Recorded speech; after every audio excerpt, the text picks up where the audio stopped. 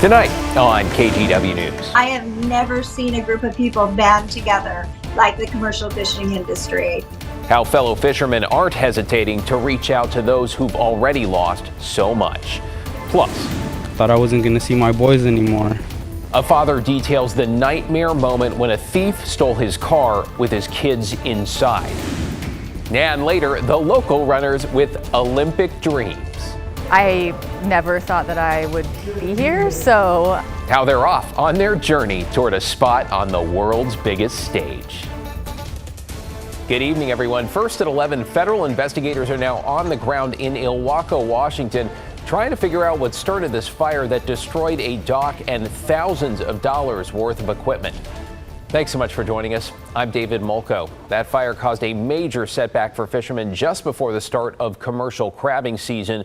The ATF, that is the Bureau of Alcohol, Tobacco, Firearms and Explosives, is now helping investigate what was initially called in as an electrical fire. It burned through several buildings and destroyed the dock along with stacks and stacks of crab pots. And while the commercial season lasts until mid-September, according to Fish and Wildlife officials, 80% of crabs are harvested in the critical early months. And so communities up and down the coast tonight are now pitching in to help lift up Ilwaco. Alma McCarty spoke to those who've been donating money, gear, labor to make sure the crabbers get out on the water. Alma? Well, David, when we went to Ilwaco to cover this fire earlier in the week, members of the community told me a couple of things. First, this fire would have ripple effects through the entire industry. But second, the locals are resilient and would rebuild. Since then, we've seen that in action. Everything was ready to go, and that all went up in flames. Those flames and smoke coming from Ilwaco Landing could be seen for miles Monday. I was sick to my stomach. I just know how devastating these things are. But the impact of this fire could be felt far beyond this coastal community. I think everybody up and down the coast just felt a lot of compassion, and it could happen to any of us. In Oregon, the Newport Fishermen's Wives, a nonprofit support group in that community, immediately began coordinating assistance from donations to volunteer work for the crabbers in Ilwaco. I think all of us right now are really feeling for these families, because we're all in the place where we feel like one big catastrophe would just sink us. We would lose our business. Commercial fishermen in Astoria sharing that same sentiment and doing whatever they can to help. Right off the top of my head, probably 10 fishermen that have donated,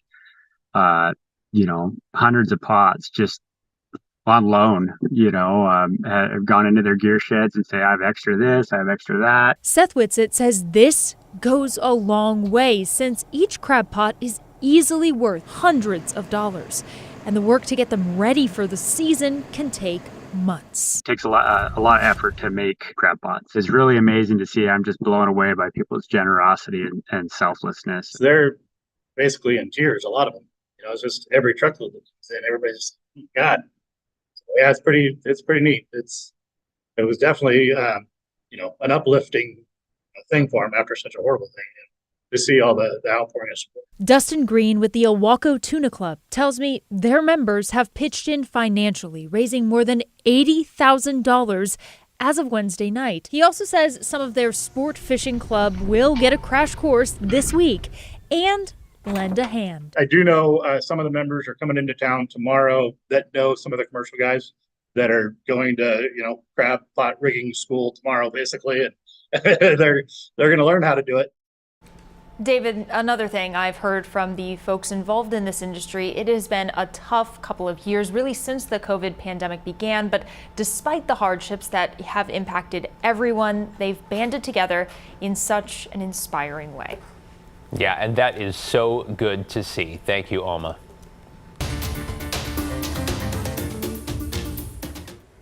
I just want to say, for all the parents out there, don't take the chance that I took. Well, a Portland father tonight full of regret, but also thankful after a thief took off in his car with his 2 young children inside. Those kids who are 9 and 11 years old were able to escape on their own, thank goodness. Their father spoke with us this afternoon, though asked us not to reveal his identity. He said he was picking up his daughter from school in North Portland on Monday. He left the car running with his 2 boys inside, was gone for only a minute. Then as he headed back, he saw a woman jump into the driver's seat. I rushed over to try to stop her and yank her out of the car, but as I was holding on to the door, she took off with me holding on to the door. I wasn't fast enough to get her out of the car. The boys managed to get out at a stoplight in Northwest Portland and got somebody to call 911. Police caught up with the suspect after a chase along I-5 into Vancouver. She now faces kidnapping and robbery charges. By the way, public safety continues to be a major issue for people in Portland, and that is not lost on city officials who say while there's considerable work to be done, they've also made progress. So beyond pointing to a drop in homicides, shootings, vandalism, and carjackings, the mayor and police chief today highlighting other plans, including one to remove 450 rundown vehicles from Rose City streets by the end of the year. We focus on those that are the most dangerous. If there are people living in them, we always provide outreach opportunities. We're not sitting here popping champagne corks. We know we've got a lot of work to do. I think a lot of what we're feeling is just like a ghost town that's trying to come back, and I do feel like we'll get there in the next few years. Some local business owners we talked to say they can tell the difference and feel downtown is making progress. Alaska Airlines tonight says it should be able to get some of its Boeing 737 MAX 9 planes back in the air as soon as Friday. Now that comes after the FAA approved the inspection process today following that door plug blowout over the Rose City. Now Alaska says it expects each aircraft to take some 12 hours to inspect, and they hope to return their entire MAX 9 fleet back into service over the next week. Meanwhile, Boeing CEO was in Washington, D.C. today where he met with several lawmakers. Dave Calhoun previously acknowledged Boeing's, quote, mistake connected to the door plugs. Today, he defended the company he leads. Mr. Calhoun, what's your message to passengers concerned about flying on your planes? We fly safe planes. We don't put airplanes in the air that we don't have 100% confidence in. I'm here today in the spirit of transparency to, number one, recognize the seriousness of what you just asked. Number two, to share everything I can with our Capitol Hill interests and answer all their questions because they have a lot of them. Well, Calhoun may have more questions to answer. The Seattle Times is citing an unnamed whistleblower who says it was Boeing mechanics who improperly reinstalled the door plug that blew off Alaska 1282 after they made a repair. If verified by investigators, it would put the blame squarely on Boeing and not Spirit Aerosystems, which originally installed that part. Let's get you caught up on tonight's other headlines now. In Vancouver, 4 people were hurt this morning after an SUV crashed into a school bus. Police say the bus was turning from 119th Avenue onto Northeast 28th Street when the SUV ran a red light and hit the bus broadside. You see it there, the vehicle caught on fire. A witness grabbing a fire extinguisher to put it out. 3 of the 4 who were injured, including a child, were taken to the hospital. It's not clear if the child was inside the SUV or on the bus. Ford is recalling nearly 1.9 million SUVs because of a trim piece that could come loose. The recall covers 2011 to 2019 Ford Explorers and relates to trim that covers the roof supports near the windshield. Regulators opened an investigation after getting more than 150 consumer complaints. Ford says it estimates only 5% of the recalled vehicles will be affected by this problem.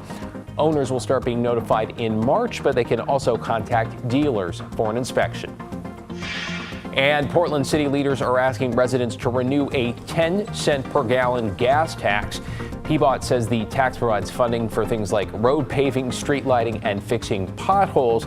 If voters pass it in May, the tax is projected to generate $70 million over the next 4 years. You know what, speaking of potholes, we seem to be seeing a lot of them following the cold, ice, and snow, and that is no wonder considering they can often be caused when water freezes, expanding in cracks and crevices in the pavement, and when it melts, guess what's left behind? We told you on Tuesday about this, a monster pothole on southbound I-205 in West Lynn that may have damaged as many as 40 cars. Check out the shoulder. Some vehicles were no match, with their drivers calling tow trucks or scrambling to put on spares. We talked to a man who stopped to help. Of some of the cars that were heavily damaged, to change their tires out, had my flashers on, and I had my highlights on, and I was just out there turning wrenches. Well, good to say the pothole has since been repaired. By the way, if you suffer damage from a highway pothole, you might be able to file a claim with the state of Oregon. Details in the article up right now at KGW.com. Look out for those potholes. You're watching KGW News. Straight ahead at 11, 26.2 miles from Paris. Fans say bon voyage et bonne chance to local athletes headed to the Olympic trials. Plus 8 hot spots and counting. A look at the Portland restaurants in the running for some of the culinary world's highest honors. And we had some big showers and even thunderstorms move on through. Watch this one. Cruise across downtown Portland with that heavy rain and eventually some hail moving on in. We'll show you the rest of that. It's kind of fun at the end. Right now, new showers rolling out of the coast, and there's more behind that. We'll get a little bit of a break, but then it gets very rainy as we go into the weekend.